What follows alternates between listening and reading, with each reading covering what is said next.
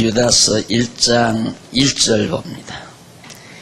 예수 그리스도의 종이며 야고보의 형제인 유다는 부르심을 받은 자들 곧 하나님 아버지 안에서 사랑을 받고 예수 그리스도에 의해 지키심을 받은 자들에게 편지를 쓴다.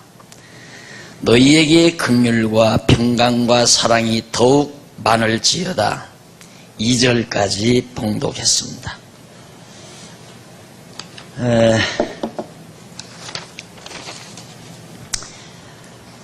미혹자에 대한 경계를 요한 2서에서부터 유다서까지 성령께서 요한 사도와 또한 유다를 통해서 야고보의 형제 유다 사도를 통해서 우리에게 전해주신 말씀을 우리가 지금 상고하고 있습니다. 그 가운데서 우리가 부녀와 자녀들에게 한 가정에게 전하는 요한 2서 내용을 살펴봤고요. 그 다음 한 개인에게 가이오라고 하는 한 개인에게 바로 미혹자를 경계해라 하는 교훈을 우리가 함께 살펴봤습니다.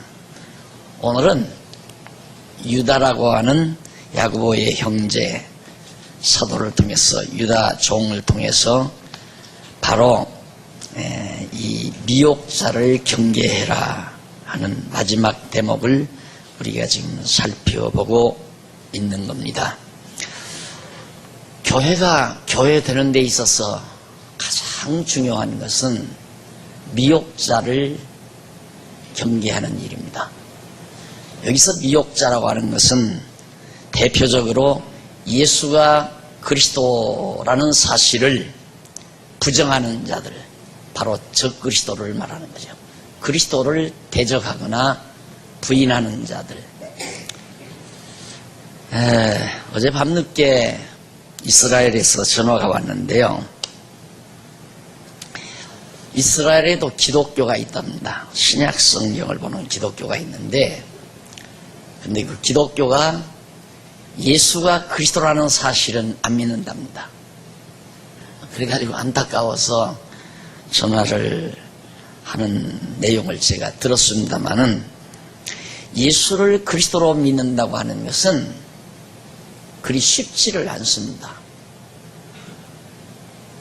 바로 이 초기에도, 초대교회 당시에도 예수가 이 땅에 오셔서 분명히 죽은 자를 살리기도 하고 또 안전방위와 규모거리를 고치기도 하고 그리고 천국 복음을 분명하게 증거하기도 했지만은 허다한 많은 사람들은 예수를 그리스도로 알아보지를 못했습니다.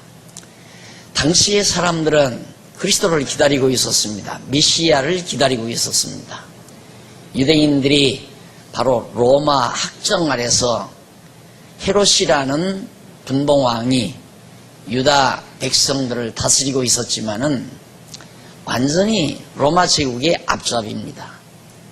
백성들을 늑탈해서 세금이라는 명목으로 늑탈해서 상납하고 로마 제국에 상납하고 그 다음 나머지 모든 늑탈한 그런 재물들로 부와 영화와 권좌를 만끽하며 사는 그런 참 서글프고 비참한 시대에 백성들은 어서 우리의 조상들에게 약속한 메시아 그리스도가 오기를 간절히 사모했습니다. 그런데 유대 지도자들이 바리새인이나 서기관들이 다 예수를 배척했습니다. 그리스도를 배척했다는 말이에요. 그래서 예수님이 주로 어디에서 행적을 베푸셨느냐 하면 갈릴리 지방, 비교적 이방인들이 살고 있는, 아니면 두로나 시돈 지역, 언저리, 그러게 유대 땅 주변 이방인들이 살고 있는 땅에 가서 이방인들에게 복음을 증거하기도 하고 제자들이 보는 앞에서 여러 가지 그리스도인 표적을 행하기도 하셨습니다. 유대 땅에 들어가면 예수를 잡아 죽이려고 하니까 예수님도 아직 당신이 지상에서 해야 될 사역이 남아있는데 미리 그들이 붙들어서 죽이면 안 되잖아요. 그래서 그들을 피해가지고 유대 권력자들, 또 종교 지도자들, 기득권층들이죠. 이런 자들을 피해서 주변, 이방인들이 살고 있는 주변 지역에 가서 하나님의 말씀 천국 복음을 증거하기도 하고 많은 표적과 이적을, 기사를 행하기도 했습니다. 한 번은 바리새인들이 찾아왔죠. 하늘에서 내려오는 표적을 좀 보여달라. 네가 정말 그리스도라면 하늘에서 내려오는 표적 보여달라 그러니까 보여주면 우리 생각 같아서는 보여주면 좋잖아요. 근데 안 보여줬습니다. 안 보여준 이유는 하늘에서 나타나는, 하늘에서 보여주는 표적을 바리새인들이 만약에 보았다? 그건 떨리지요. 와, 진짜 그리스도인가 보다. 그래서 바리새인들이 만약에 예수를 그리스도로 알고 믿게 된다면 그들이 예수를 잡아서 십자가에 못 박아 죽여야 되는데 안 죽일 거 아니에요. 그러면 하나님의 섭리가 다 무너져 버리는 거죠. 그래서 하나님께서 못 듣게 하고 못 보게 하고 못 깨닫게 한다. 지금도 마찬가지입니다. 하나님께서 베푸셔야 될 역사 섭리가 있죠. 그런데 그 역사 섭리가 어긋나면 안 되니까 듣고 깨달을 자는 깨닫게 하고 못 듣고 못 깨닫게 할 자는 못 깨닫게 한다 이 말입니다. 혹시 지금 요즘 요 근래에 와서 마음에 염려를 가지고 계신 분들이 있을지 모릅니다. 그 염려는 뭐냐? 아, 교회 체제개혁을 한다는데 체제개혁을 하면 공부도 공학 공부도 분반 공부를 하고 그런다더라. 자, 그러면 혹시 교인들이 떨어지면 어떡할까? 참 우려도 대단한 우려예요.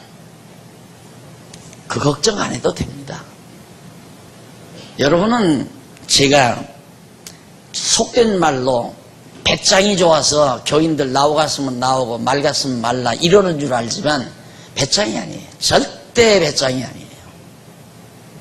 바로 하나님의 섭리를 믿기 때문입니다. 믿어야 될 자는 믿게 돼 있어요. 예수가 그리스도라는 사실을 30년 넘게 외쳐왔습니다. 이 강단에서. 물론 이사 왔지만은 30년 넘게 외쳐온 주제가 예수는 그리스도다. 하나님은 여호와이시다. 예수가 그리스도이심으로 하나님이 여호와이심을 깨달아 알고 그를 경외하며 섬기는 것이 곧 우리들의 신앙 고백이라는 것을 누누이 말씀드려왔고 그 핵심 내용을 가지고 30년 넘게 이 강단에서 외쳐온 결과 바로 여러분이 듣게 된 것입니다. 그리고 각 지방마다 소수들이기는 하지만 이 진리를 듣고 모여서 아담한 교회들을 이루어가는 것을 오늘 우리가 눈으로 보고 있는 겁니다. 그러나 오늘 우리가 살고 있는 이 땅에도 예수가 그리스도라는 사실을 부인하는 자들이 점점 늘어나고 있습니다. 점점. 그런데 실상 보수주의 교회, 제가 다니던 학교가, 제가 나온 학교가 대한민국에서 보수주의의 보루라고 한 총신 아니에요. 사당동 총신. 제가 졸업한 지 한 30년 지났습니다. 30여 년 남짓 지났는데 그 학교 엄청 변화가 됐습니다. 변화는 그 학교 교수들이 독일에서 공부하고 나온 자유주의 신학자들이 많이 침투해 들어왔다. 교수가 잘못 들어왔다고 하는 것은 그 학교의 본질이 바뀐다는 겁니다. 건물이야 30년 전 지은 건물이나 지금 건물이나 그냥 있을 수 있죠. 그러나 그 방 안에 앉아서 연구하는 교수가 잘못되어지면 알맹이가 다 바뀌어지는 거란 말입니다. 같은 사발이라도 보리밥을 담으면 보리밥 사발입니다. 쌀밥을 담으면 쌀밥 사발이고요. 거기다가 죽을 담으면 죽그릇입니다. 그러듯이 학교도 마찬가지입니다. 중요한 건 뭐냐면 그릇이 중요한 것이 아닙니다. 내용이 중요한 거죠. 그건 지적에서만 내 모교니까 지적할 수 있죠. 실제가 지금 그렇게 되져 있고요.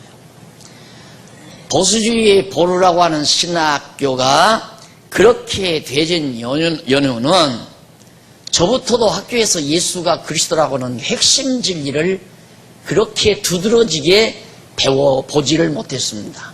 그냥 예수 그리스도 믿는다, 예수 그리스도 믿는다 하지, 우리처럼 예수를 그리스도로 믿는다, 이렇게 구체적으로 논리화해서 정리하지 못했었다 그 말이죠.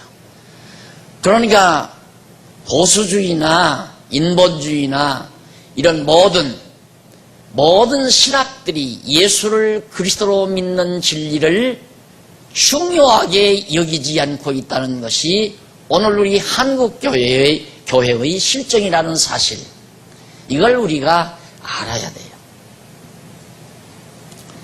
그러면서 우리가 이 유다서를 공부를 해야 정말 우리가 얼마나 중요한 위치에 있다는 사실을 스스로 느끼게 되죠. 그런데 그걸 모르면 자신이 엄청난 보화를 가지고도 그 보화를 여단가락에 바꾸어 먹는 어리석은 시골 소년들과 같이 되어버린다 이 말이에요. 이런 황금덩어리가, 겁대기가 시커멓게 생겼으니까, 겁질이. 그러니까 차고 놀다가 엿장사에게 엿 하나 주면 이것 드릴게 바꿔주실래요? 그러니까 엿장사가 얼른 바꿔줬잖아요. 실제 있는 일이라고 그러죠. 거부가 됐어요, 그분이. 바로 익산 근방에 그 평야 좋지 않습니까? 여러 필지의 논을 사가지고 엿장사하던 가난뱅이 아저씨가 벼락부자가 된 거죠. 왜? 내가 가지고 있는 보화가 보화인 줄을 모르고 노다지 황금덩어리인 줄을 모르고 여단가락에 바꾸어 먹는다 이 말이죠. 이곳에 와서 예수가 그리스도라는 사실을 공부하고도 이 놀라운 진리가 얼마나 가치가 있다는 것을 모르니까 헌신짝처럼 내 던져버리는 자들이 허다하게 있었던 것을 우리는 30년 세월 동안 수없이 봐왔습니다. 바로 유다, 야고보의 형제인 유다는 하나님께 부름을 받은 자였어요. 그리고 하나님 아버지 안에서 사랑을 받고, 유다는 부르심을 받은 자들, 즉 성도들이죠. 하나님께 부름 받은 자들. 야고보의 형제 유다가 편지하는 대상을 서술하는데, 첫째는 부르심은 자들이요, 그 부르심 받은 자들이란 하나님 아버지 안에서 사랑을 받은 자들이다. 하나님 안에서 사랑받은 자는 하나님께 부름 받은 자들이고, 나아가서는 예수 그리스도에 의해 지키심을 받은 자들이다. 부르심 받고 사랑받고 지키심을 받은 자들이다. 누가? 야고보가 지금 편지를 보내는 자들이. 부름받은 자들은 많지, 초대받은 자들 많잖아. 오라고 성경에도 나오죠. 초대받은 사람은 많대. 잔치에 진짜 참가해서 잔치를 먹고 살아가는 택함받은 자는 많지 않다. 그런데 일단 부르심을 받고, 그 다음 하나님의 사랑도 받고, 그 다음 지키심을 받은 자다. 마지막 대목인 이 지키심을 받은 자. 예수님이 오셨을 때야 5,000명도 따라다니고 4,000명도 따라다니고 막 군중들이. 예수님이 나중에는 바쁘시니까 제자들 먼저 보내고 살짝 뒤따라가서 좀 편히 쉬려고도 하고, 밥 먹을 겨를이 없었으니까, 식사할 겨를이 없었으니까. 그런데 어떻게 정보를 알고 벌써 가면 수많은 군중들이 모여 있는 거예요. 예수님 활동하실 때. 그러면 불쌍해서 그들에게 또 하나님 말씀 가르쳐주고 전해주고, 그리고 여러 가지 오병이어의 표적을 행해서 배고픈 무리들을 먹여주고, 그러시면서 예수님이 다니신 거거든요. 그러니까 그때는 그렇게 따라다니셨는데 오늘날 보니까 그 예수가 십자가에 못 박혀 죽었다고 그런다 이 말입니다. 그러니까 실망, 낙담, 다 낙담하고, 그쯤 되니까 바로 예수님 바로 측근에서 따라다니던 제자 12명도 12명은 고사하고 11명이죠. 가룟 유다는 미리 예수 팔아서 부자 되려고 했던 사람이니까 11 제자들도 한 사람 남지 않고 다 흩어져 버렸어요. 예수님이 미리 예언했죠. 다 너희들도 날 버린다. 자, 그런데 참 그런 거 보면 여자들이 독한지 의지가 굳은지는 모르지만 예수님이 십자가에 못 박혀 죽으시는 그 언덕까지 마리아와 마르다 여인들이 따라 나섰습니다. 죽으시는 모습을 보고 통곡하며 울었습니다. 그리고 장례 치른 그 이튿날 새벽 미명에 그 이튿날 오늘 주일 아침이죠. 금요일날 운명하셨으니까 새벽에 예수님의 무덤이 혹시 무슨 이변이라도 없을까, 그래 무덤이라도 살피기 위해서 갔다가 부활하신 예수를 제일 먼저 맞이하게 됩니다. 그 놀라운 부활의 소식을 마리아가 제자들에게, 사도들에게 전하기 시작하고, 그때야 사도들이 부활하신 예수를 만나 뵙고 하나둘 돌아오기 시작했습니다. 그러니까 그 당시에 예수를 그리스도로 믿는다는 건 불가능한 일이죠. 아무도 안 믿었습니다. 그러자 예수님이 이제 부활하셔서 제자들을 한 40여일 동안 가르치시고 보여주시고, 그래서 점점 믿기 시작하고, 오죽하면 도마라는 사람은 자꾸 의심하니까 만져봐라, 여기 손자국에 못자국이 있나 없나, 못자국도 만져주고, 옆구리 만져봐라, 여기 창자국도 있다. 그렇게까지 하면서 예수님께서 부활했다는 사실을 믿게 하려고. 그래도 의심하는 자들이 많았다 이 말이에요. 그러던 데다가 예수 부활했다는 로마 군병들의 소식을 듣고 바리새인들이나 서기관들이나 권력자들이 거짓말할 수 있는 증인들을 돈으로 사서 나가서 예수 시체 제자들이 가져다가 어디다 숨겼다고 그렇게 해라. 절대 부활했다 소리 하지 말아라. 그래서 그 소문이 그 시대에 돌아간 거예요. 예수는 죽어버렸다. 그리고 그 시체는 제자들이 다 갖다 숨겨버렸다. 그래 누가 믿겠어요? 예수가 그리스도라고 누가 믿겠느냐 이 말입니다. 안 믿죠. 그래 그걸 믿은 자들이 초기에는 12제자 가운데도 다도 아니고 몇몇 제자들이 믿기 시작했고, 오순절 성령이 임하고 나서야 그때야 제자들이 이제 막 믿어지고 능력이 임하게 된 겁니다. 그래서 제자들이 나가서 이제 막 표적을 행하고 그리스도의 표적을 행하고 능력을 행하면서 복음을 증거하니까 3,000명, 5,000명 마구 그리스도 앞으로, 예수 그리스도 앞으로 돌아오니까 권력자들이, 그 당시에 기득권 세력, 종교 지도자들, 정치 지도자들이 야합을 해서 예수 그리스도를 믿는 자들을 박해하기 시작한 거예요. 잡아다 죽입니다. 스데반은 집사인데도 너무 분명한데 어쩔 겁니까? 이게 너무 분명하니까 집사라도 가서 복음을 증거했다 이 말이에요. 요즘에는요, 물론 좋은 측면이 있어요.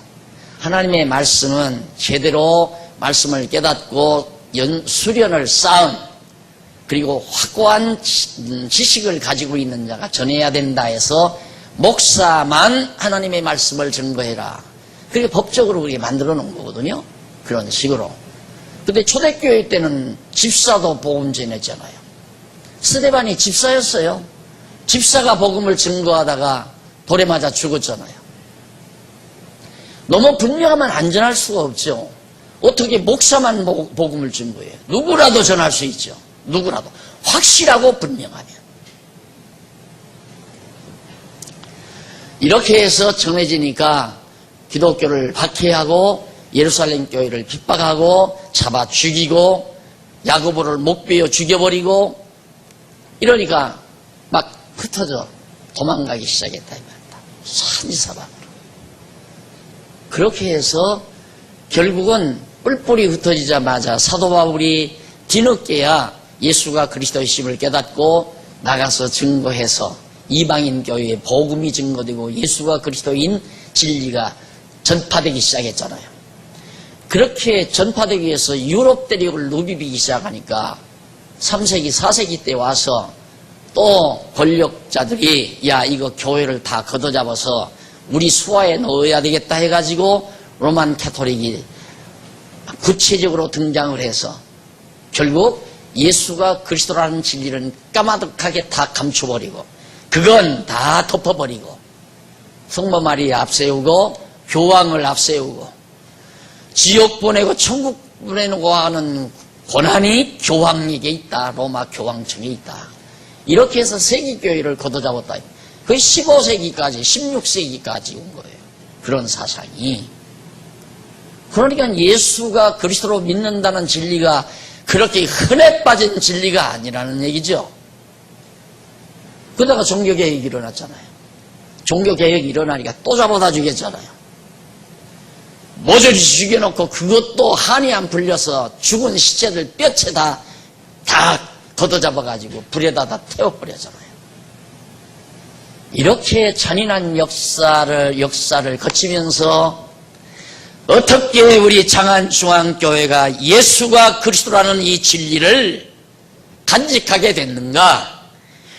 부르심받고 사랑받고 지키심을 받았기 때문에 하나님이 지켜줬으니까 그러지 안 지켜줬으면 우리도 다 그들의 노예 돼버리고 말았죠. 하나님이 지켜주신다. 자, 이 당시에 유다가 편지를 보내는 대상들도 다 학살당할 자들이에요. 왜? 아직도 예수를 그리스도로 믿는 자들이니까 이런 자들이 미혹을 피해서 넘어지지 아니하고 견고하게 유다가 전하는 이 편지를 받고 진리를 위해서 함께 뜻을 모을 자들이기 때문에 하나님이 당신들을 지금까지 지켜놓은 자들이다.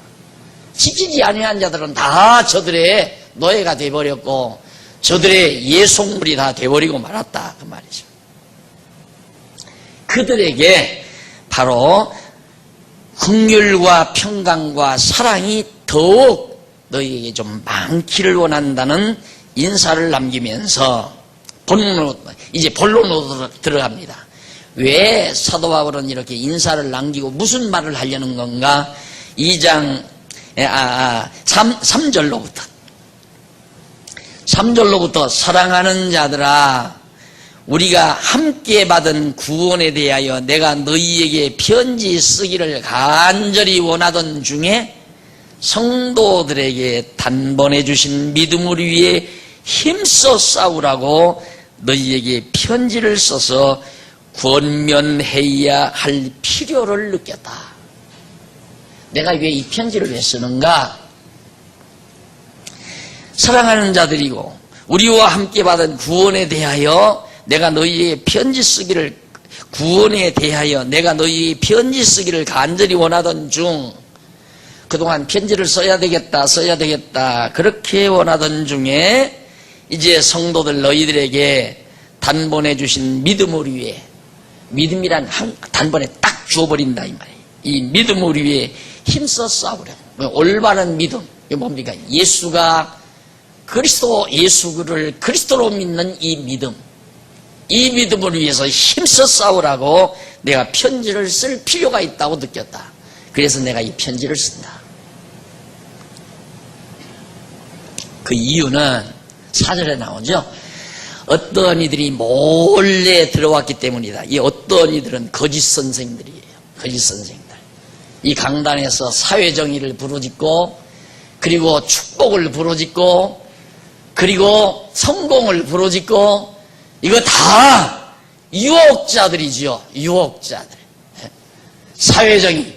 우리 기독교가 이 나라의 부패와 부정을 방지하고 이 나라의 정의의 나라, 올바른 아름다운 정의의 나라를 우리 기독교가 세워야 될 사명이 곧 우리 기독교가 존재하는 의미다.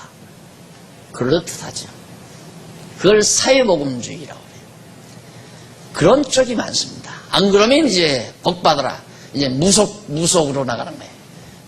이렇게 정성 들이면 복받는다. 하나님께 잘 충성하면 복받는다. 그걸로 성도들의 내리를 다 갖다 흐트러 놔버린다.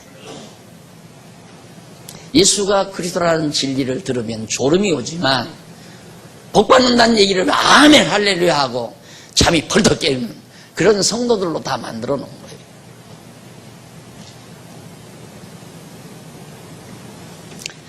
그들은 그렇게 몰래 들어온 자들이 누군가 거짓 선생들이죠. 몰래 들어온 그들은 예적부터 심판을 받도록 미리 기록된 자들인데 그건 이미 하나님께서 버릴 자들로 멸망시킬 자들로 이미 사망록에 다 기록된 자들이다. 다. 절대 그들은 구원 못 받을 자들인데 그런 기록된 자들로서 불경건하고 우리 하나님의 은혜를 방탕으로 바꾸며 유일하신 주제자 우리 주 예수 그리스도를 부인하는 자들이다. 이 말이에요. 예수 그리스도를 부인하는 자들. 그리스도를 그리스도로 부인하는, 그리스도가 아니라고 부인하는 자들이에요. 그런데 가장 그래도 건전하다고 하는 한국교회 지도자들은 예수 그리스도를 믿으라고는 해요. 예수 그리스도를 믿으라. 그런데 예수가 그리스도라는 이 놀라운 진리를 구체적으로 가르쳐야 되는데 예수 믿는다는 말도 그리스도를 믿는다는 말이나 예수 그리스도를 믿는다는 말이나 다 똑같은 얘기거든요. 근데 우리가 말하는 예수를 그리스도로 믿는다는 말은 전혀 다른 얘기예요. 예수라는 마리아의 몸에서 인간의 몸을 입고 출생하신 그 인간 예수가 누구냐? 구약에서 여호와 하나님께서 언약하신, 보내주기로 언약하신 그리스도다 이 말이에요. 그러니까 하나님의 전 역사, 하나님께서 창조하시고 심판하실 날까지 전 역사를 주관해 가시는 핵심 인물이라 이 말이죠. 그러니까 보세요. 하나님께서 천지 만물을 창조할 때 빛이 있어야 했을 때 그 빛이 세상의 빛으로 오실 그리스도에 대한 예표라고 그랬죠. 천지 만물을 창조하시고 아담을 창조해 놓습니다. 아담은 오실 자, 예수 그리스도에 대한 또 예표예요. 그리고는 마지막 요한계시록 마지막 절에서 주 예수여 어서 오시옵소서. 그러니까 예수 그리스도로 출발해서 시작해서 예수 그리스도로 끝내는 것이 하나님의 전 역사 섭리의 핵심 내용이라고 합니다. 이런 엄청난 진리가 담겨 있는 것이 예수가 그리스도라는 진리인데 이 당시에 많은 거짓 선지자들은 예수 그리스도를 부인하는 자들이었다 이 말이에요. 그러니까 지금 예수 그리스도를 한낱 인간의 스승 3대 성인 중에 하나, 여러분의 자녀들이 학교에 가서 세계적인 3대 성인이 누구냐 하면 다 학력고사 볼 때 시험 그렇게 나오면 석가, 공자, 예수 그리스도 그렇게 씁니다. 석가, 공자, 예수 그리스도. 그러니까 어렸을 때 이제 철부지한 어린 것들이 이런 참으로 진리가 아닌 비진리의 내용이 구체적으로 뇌리에 베껴가는 거라 이 말이죠. 그것이 뇌리에 베껴지지 않도록 가르치려는 것이 오늘 우리 장안중앙교회 교회학교란 말입니다. 안 그러면 여러분의 자녀들 벌써 4, 5학년 때 배울걸요. 세계 3대 성자가 누구냐 하고 나오면 예수 그리스도, 석가, 공자 이렇게 나오잖아요. 그러니까 그런 사람 중에 하나다. 신학교 교수가 그렇게 가르치고 신학교에서 신학대학에서 당당한 대학에서 그렇게 가르치는 그런 신학대학들이 이 땅에 점점 늘어나고 그런 자들이 학번도 높아요. 또 그런 신학에 나온 사람들은 보통 영국이나 독일 가서 공부 안 하고 오는 사람이 없어요. 거의 다가. 근데 보수주의 신학자들은 기껏해야 미국이나 가서 미국이나 가서 뭐 웨스트민스터나 안 그러면 무슨 페이스나 이런 데 가서 그냥 조그만 이런 교회에서 경영하는 그런 학교에 가서 총회가 인정하는 박사학위 받아가지고 여기 와서 박사라고 하다가 거짓말 다 들통나고 그것도 가서 공부하는 게 아니라 여기서 돈 몇 푼 보내면 다 학위증이 와요. 그리고 공부하러 간다고 가서 미국 가서 여기서 구경 다니다가 한 2주 만에 서너 주 만에 오면 한 학기 지금 마치고 왔습니다. 마치기는 뭘 마쳐요? 나야가라 폭포 가서 구경하고 왔지. 그래가지고 진리가 지켜지겠느냐 이거죠. 그래가지고 예수가 그리스도라는 이 진리가 오고 오는 시대에 전파되어지겠는가? 안 된다 이 말이죠. 우리 교회는 그래서 있는 우리 장안중앙교회를 하나님께서 이렇게 지켜주신 이유가 이 진리 지키라고, 어떤 일이 있어도 예수가 그리스도라는 이 진리를 지키라고. 그래서 우리는 개혁을 서두르는 겁니다. 저는 이런 개혁 작업이 내 당대에 이루어지리라고 꿈에도 생각은 안 했어요. 내 당대에는 내용이나 철저히 간직해 놓고 있으면 10년이 지나든 50년이 지나든 후대에 나보다 더 똑똑해야죠. 내가 똑똑한 면은 못 되지만 나보다 훨씬 더 똑똑하고 훌륭한 지도자들이 나와서 정말 이 놀라운 진리를 지켜가는 체제개혁을 통해서 한국교회에도 빛을 발하고 아세아 마흔 교회에도 빛을 발휘하는 아름다운 교회로 우뚝 서기를 바라는 꿈과 이상이 있었습니다. 근데 하나님께서 이렇게 재촉하시네요.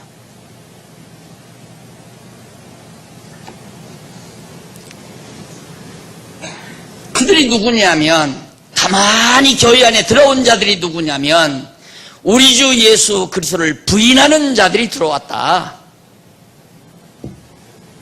5절, 너희가 모든 것을 알고 있으나 나는 너희에게 생각나게 하기를 원한다. 주 예수께서 백성을 이집트 땅에서 단번에 구원해내시고 그 후에 믿지 않는 자들을 멸망시키셨으며.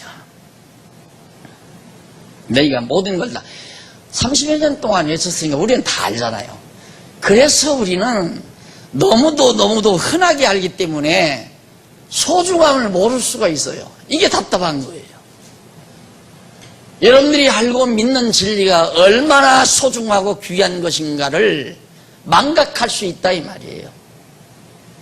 그래서 유다도 생각나게 하기 위해서 내가 다시 이 말을 쓴다. 아니면 그냥 들었다가 다 간직해 놓고 다 망각하고 사니까. 내가 얘기했나요? 성도대학 때 얘기했나? 요 며칠 전에 밥을 먹는데 아니 귀한 산나물 요리가 딱 올라왔어요. 이게 웬일이냐고 이 겨울에 이 귀한 산나물 요리가. 그랬더니만 지난 여름에 저 지방에 있는 어느 성도가 그 귀한 산나물을 떠서 잘 손질해서 보낸 걸 냉장고에다가 집어넣어놨던 거예요. 집어넣으면 뭐예요? 안 해주는데? 근데 이사를 가려니까 그걸 손질하다가 그게 발견이 된 거예요. 그래서 덕분에 얻어먹었습니다. 똑같은 거예요, 여러분. 10년 전에 배웠으면 뭐하냐 이 말이에요. 30년 전에 배웠으면 뭐하고 안 된다 이 말입니다. 잊어버리고 산다 이 말이에요. 잊어버리면 필요 없는 거죠.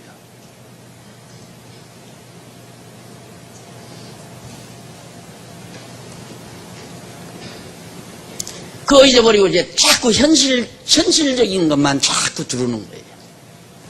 그래서 우리 인간이 자꾸 명상을 해야 하는 이유는 요즘에 이제 인문과학에서 요새 이제 인문과학에서 굉장히 뜨고 있는 게 뇌에 대한 관심입니다. 뇌에 대한 그리고 이 생각.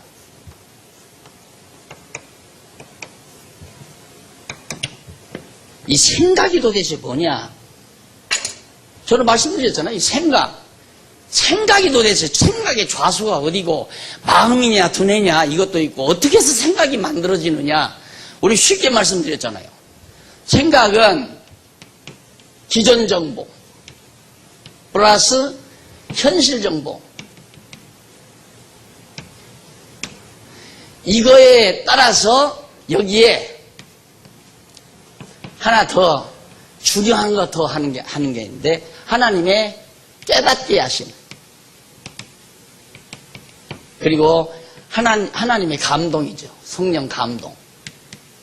이렇게 해서 바로 내 생각이 만들어지는 거예요. 자, 그럼 우리 기존 정보, 예수가 그리스도라는 사실을 10년 전에 배웠다. 명상이란 뭡니까? 배웠던 것을 다 자꾸 조용한 시간에 자꾸 캐내는 거예요. 이 내리에서. 자꾸. 명상을 마치고 턱 나타나니까, 아, 예수가 그리스도. 아, 정말 그때 예수가 그리스도.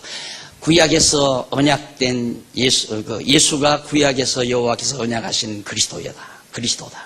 아, 언약대로 그리스도가 오셨다는 사실은 언약대로 섭리하시는 여호와 하나님이 살아서 역사를 주관하시고 내 모든 삶을 지배해 가신다.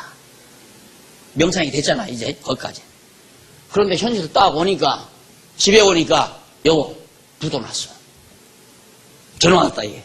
세무서에서 지금 당신 사무실 덮쳤어. 그럼 부도 나는 거죠. 기존 정보에 대한 분명한 명상을 하고 현실에 접하면 어떤 깨달음이 오는가? 괜찮다! 하나님이 나를 지키신다. 이게 올 거 아니에요. 그러면 낙심 안 돼요. 낙심하지 않는다 이 말입니다. 하나님을 의지하고 하나님을 경외하는 마음으로 생각 모두가 다 몰입되기 때문에, 그래서 우리가 어려운 난국도 지탱해 가는 거란 말입니다. 그러니 기존의 정보가 얼마나 좋아요. 그런데 이거 없이, 이거 10년 전에 배웠는데 이거 다 아는 거야. 그리고 주일날 안 나오고 공부도 잘 안 하고 명상도 안 하고, 그럼 뭐 우리 산나물이랑 똑같은 거지. 냉장고 깊이 들어있기는 들어있는데, 들어있으면 뭐하냐. 입으로 안 들어가는데. 명상을 안 하다가 갑자기 집에 들어가니까 아내가 여보 큰일 났어. 세무서에서 덮쳐서 당신 사무실. 그럼 기절해서 그냥 죽어요. 터져요. 머리 터져버리고 말아요. 그렇게 다르더라고 말이에요. 그래서 야고보도 생각나게 하려고. 너희들이 다 알고 있지만은 지금 거짓 선생들이 자꾸 너희들을 미혹하고 너희 교회에 지금 너희 안에 자꾸 침투해 들어오고 있는데, 내가 불안하다 이 말이 유다가. 생각나게 해야, 생각이 나야 그 대적과 싸울 거 아니냐 이 말이에요. 거짓 선생들과 싸워 이길 거 아니냐 이 말이죠. 그들은 이미 하나님께서 버린 자들이다. 멸망받기로 버린 자들. 소돔과 고모라와 그 주위 성읍들이 그들과 같은 모양으로 음행을 하며 다른 육체를 따라가다가 영원한 형벌을 받아 본보기가 되었다. 소돔과 고모라 성 사람들을 그렇게 멸망시키듯이 그들도 그렇게 올바른 진리를 저버리고 거짓 진리에 매료된 영적 간음 행위를 하고 있는 이런 인간들을 하나님께서 다 멸할 작정이다 이 말이에요. 다 멸망받을 작정, 자식들이다. 그들은 자기의 처음 지위를 지키지 않고 자기 처소를 떠난 천사들을 큰 환난의 심판 때까지 영원한 결박으로 어두움 속에 가두셨다. 천사들도, 타락한 천사들 전부 영원한 감옥에다가 다, 천사는 영문 아니에요? 다 가둬버렸다. 예. 육체로 남아있는 저 거짓 선생들도 그렇게 다 멸망받을 자들이다. 그러니까 그들에게 절대 쏘가 넘어가지 말라. 8절, 꿈을 꾸는 이 사람들도 그와 같이 육체를 더럽히고 권위를 업신여기며 영광을 모독한다. 꿈꾸는 자들. 그 당시도 아직도 뭐 계시 받는다고 하나님께로부터 무슨 뭐 음성 듣는다고 꿈을 꾼다고 신비주의자들이 그렇게 막 꿈꾸고 환상 보고 그런 거예요. 그런 사람들이 뭐 진리에 대한 이 논리가 없이 내가 어젯밤 꿈을 꿨는데 어쩌고 저쩌고 성도들은 그게 제일 거기에 약합니다. 그러니까 과거 과거에는 한 20평짜리 위에 상가 하나 건물 하나 얻어놓고 그 다음 기도 열심히 하고 소위 성령 충만 받았다고는 권사 한 분 잘 만나면 교회 그냥 됩니다. 왜? 그 권사님이 같이 다니면서 이제 신방 다니면서 첫 신방 들어가면 두리번 합니다. 이렇게 두리번. 그리고 냄새를 맡고. 그리고 눈을 감고 같이 기도합시다 하고 딱 손잡고 달달달달달달달 떨기 시작하면 겁먹지요. 성도들은. 그 가정은 겁을 먹는 거예요. 주사님, 왜 구렁이가 저 장 밑으로 들어가? 완전히 가는 겁니다. 완전히. 당신 집안에 지금 구렁이가 마귀가 있다. 구렁이가 내가 눈 감고 기도하는데 구렁이가 저 장롱 밑으로 들어가더라 이 말이에요. 그럼 가는 거예요. 완전히 숨 죽어버립니다. 성도는. 그렇게 해서 다. 그러니까 이 꿈꾸는 자가 그런 인간들이에요. 그렇게 해서 사람들을 유혹해내고 완전히 다 매료시키고. 그래서 그 영계를 잡는다고 그러죠. 영계를. 그 영계는 잡영계입니다. 어두운 영계를 완전히. 이 어두운 영계를 통해서 상대방의 영계를 완전히 어둡게 만들어버리는 거죠. 꼼짝없이 걸립니다. 거기 한번 걸려들면 못 나옵니다. 무서워서 못 나와요. 똑같아요, 여러분. 가정에 조금 어려운 일이 있습니다. 어려운 일이 있으면 맘 약한 양반은, 맘 약한 아줌마가 무당집에 가죠. 가서 무당한테 묻습니다. 그러면 당신 한 50만 원만 들여서 구술해라. 그래야 그 문제 해결된다. 50만 원 들여서 하라니까 50만 원 들여서 하는 거예요. 하다가 이게 안 된다고 그냥 짜증을 부립니다. 이 무당이. 안 된다 하면서. 예? 그럼 그 다음 단수가 500만 원으로 올라가는 거예요. 500만 원 갖고 안 돼요. 1000만 원, 2000만 원, 5000만 원. 우리 살인망하는 거 아니에요? 똑같이 똑같아. 그게 무속신앙이라 이 말입니다. 여기도 지금 그런 꿈꾸는 자가 나타나가지고 너희 영혼들을 지금 다 앗아가려고 난리를 치고 있다 이 말입니다. 9절 천사장 미가엘도 모세의 시체에 대하여 마귀와 다투며 논쟁할 때 감히 모욕하는 판단을 내리지 않고 다만 주께서 너를 꾸짖으시기를 원한다라고 하였다. 모세가 죽었을 때 그 시체 가지고 싸움을 해요. 어떻게 또 이게 여기 나오냐. 우리 박장로님 세상을 뜨셨어요. 정말 나한테도 몇 번 얘기하고 나도 역시 물론이죠. 그래서 저분이 사시면 얼마나 사시나 싶어서 갈 곳이 마땅치 않고 그래. 제 방으로 꼭 모셔가지고 오시면 차 준비했다가 제 손으로 차 대접해드리고 여름에는 냉수 대접하고 겨울에는 따끈한 차 대접하고 그러면서 오시면서 이 다음 세상 뜨시면 정말 하나님 앞에 가시면 우리 교회장으로 물론 장로님이야 당연히 교회장을 해야죠. 근데 자손들이 무슨 오해가 있는지 교회장이 싫대요. 그리고 와서 예배나 드려줬으면 좋겠다는 얘기를 하는 거예요. 그래서 예배야 당신들이 나가는 교회 목사님들이 계신데 우리가 꼭 할 필요 뭐 있냐. 우리 장로님이니까 교회장으로 하자. 사람을 보내고 해도 안 돼요. 그래서 할 수 없이 오늘 오후 찬양 예배 마치고 잠시 추도회로 우리가 가지고 여기서나마 오는 것도 비싼데 오늘 오지도 말래. 뭐 구태여 가신 어른 시신 가지고 싸울 필요는 없잖아요. 그렇다고 해서 저기가 뭐 마귀 집단이라는 얘기가 아니라 모세가 죽었는데 그 시체에 대해서 마귀라는 놈이 자꾸 시체를 가져가려고 그래요. 그러니까 결국 모욕하는 그 판단을 내리지 않고 그들을 저주하거나 그러지 않고 주께서 너를 꾸짖으실 일을 원한다. 하나님이 하신다. 그리고 말하지 않느냐. 이렇게 시대마다 사건마다 정반대자들이 나타난다 이거예요. 소돔 고모라 때도 그랬고 꿈꾸는 자도 마찬가지고 천사장도 아주 정말 이렇게 모세의 시체를 가지고 서로 싸우는 그때에 천사장이 꾸짖지 않고 하나님께서 주께서 너를 꾸짖기를 원한다고 그렇게 말씀하고 말았다. 그러나 10절 이 사람들은 무엇이든지 알지 못하는 것을 모욕하며 이성 없는 짐승처럼 본능으로 아는 그것 때문에 멸망하게 된다. 아는 것.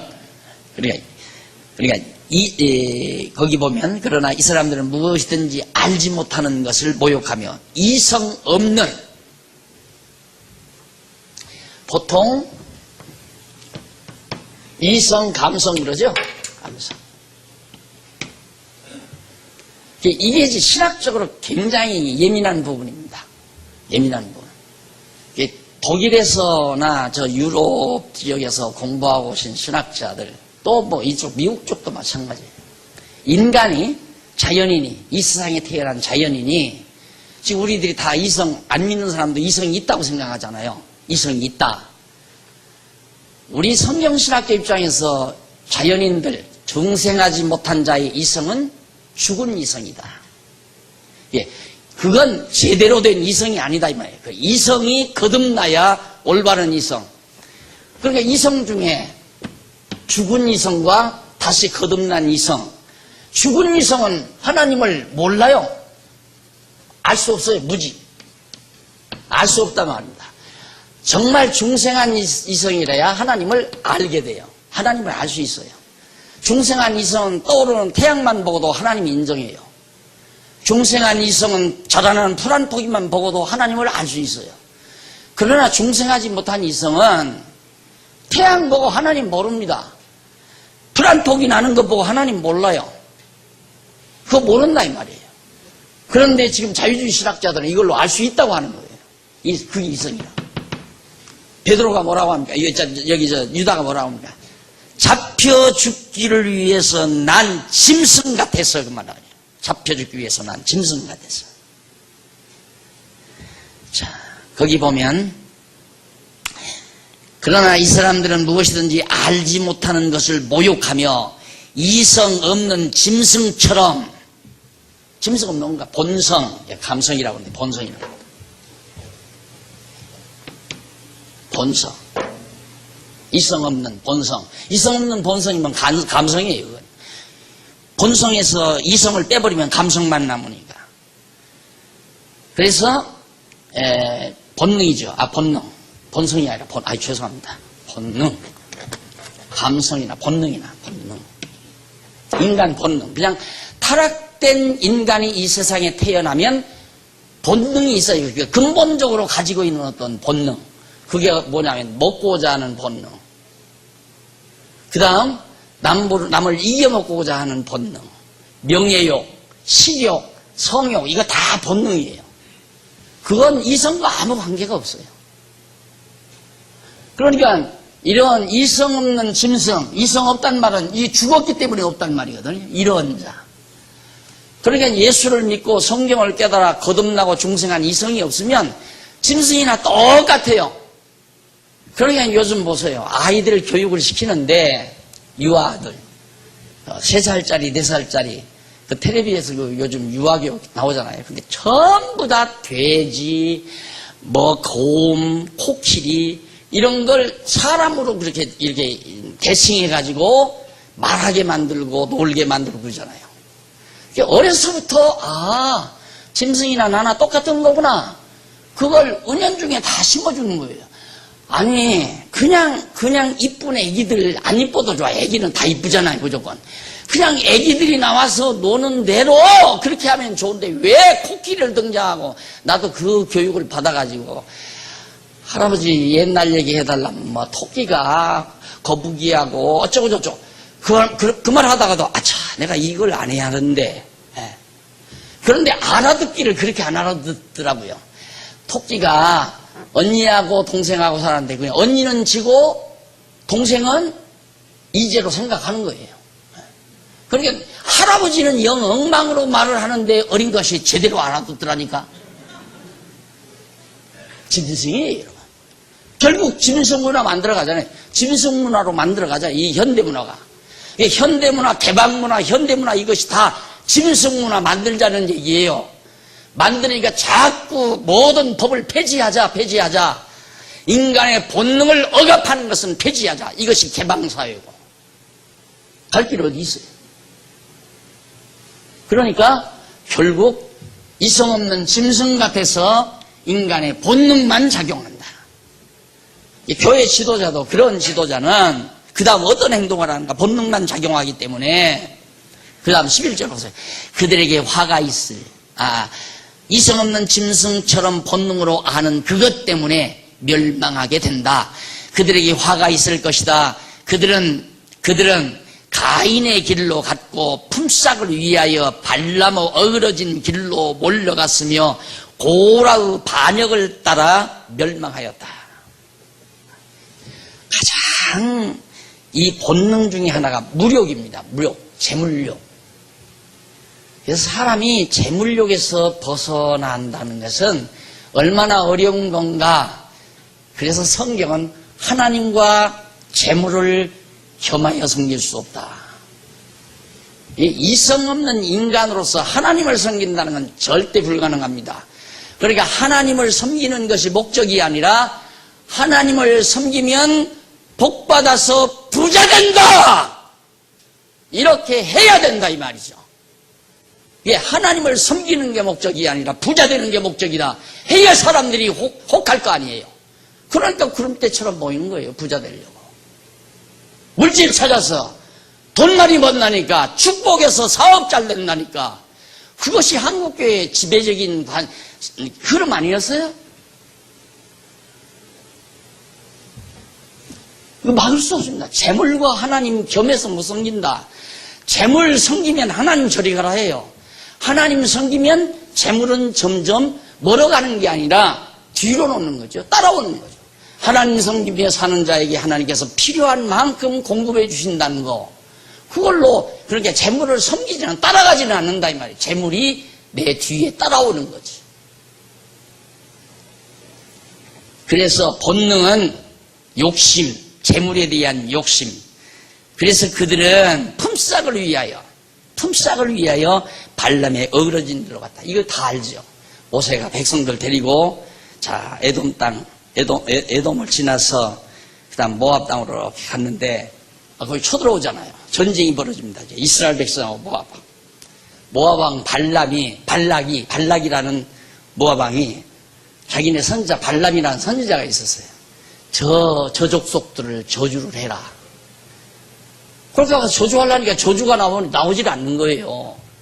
그러니까 발락이라는 모압 왕이 재물을 몽땅 주어가지고 재물에 혹해가지고 그 발람 선지자가 가서 이스라엘을 진지를 향해서 저주하도록. 근데 그게 안 되잖아요. 그렇게 하려고 갔어요. 돈 받고 이제 저주하려고.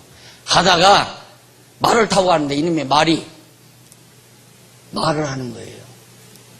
그래서 포기됐잖아요. 그러니까 품삯을 위해서 한다. 그래서 저는 애들한테도 그럽니다. 애들한테도 밥 먹으면서 야 월급 때문에 이러지 말아라. 월급 생각하고 일하지 말고 그냥 열심히 회사를 위해서 즐겁게 일하라. 그렇기는 그렇다고 알기는 안 돼. 잘 안 된다는 거예요. 그래도 목표를 그쪽으로 정하고 계속 생각을 하고 그래라. 돈 품삯 보고 일하면 노예죠. 노예. 그건 노예예요.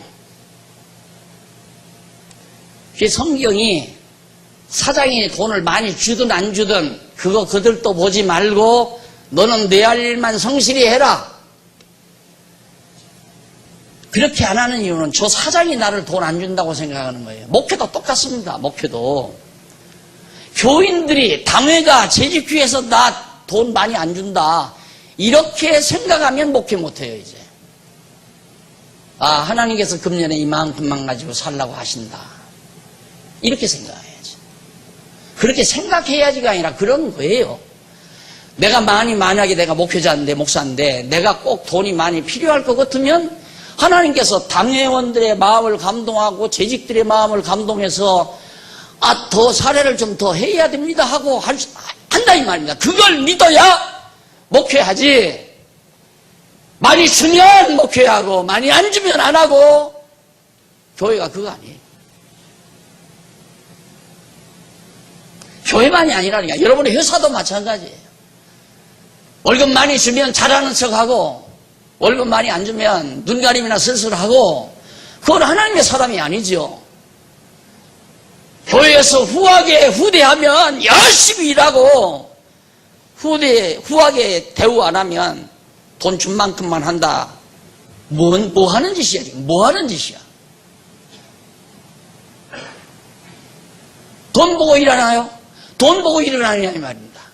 그건 완전히 하나님 저버린 사람이지. 하나님께서 나를 하나님께서 주관해 가시는데 나에게 이런 일 맡기셨다. 이거 하나님이 나한테 맡긴 거 아니에요. 무슨 일이든 A라는 회사를 다니게 한 것도 하나님이 그 회사 다니게 한 거고 B라는 교회를 맡기신 것도 하나님께서 그 교회 맡게 하신 거라고 말이에요. 그러면 하나님이 시켰으면 이유불문하고 해야지. 이유불문하고 아무 조건 없이 이유불문하고. 그런데 한국교회가 직장이 됐어요. 아주 고급 직장이 됐어요. 한국교회가.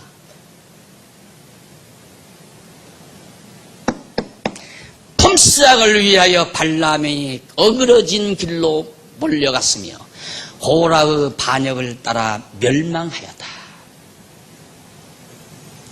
이들은 꺼리김없이 함께 먹으며 자기 배만 채우는 너희 애차는 암초이며 사랑의 식사에 대한 암초이며 바람에 밀려다니는 비없는 구름이고 2번 죽어 뿌리가 뽑힌 열매 없는 가을 나무이며 소갈매기가 없다 이 말이에요.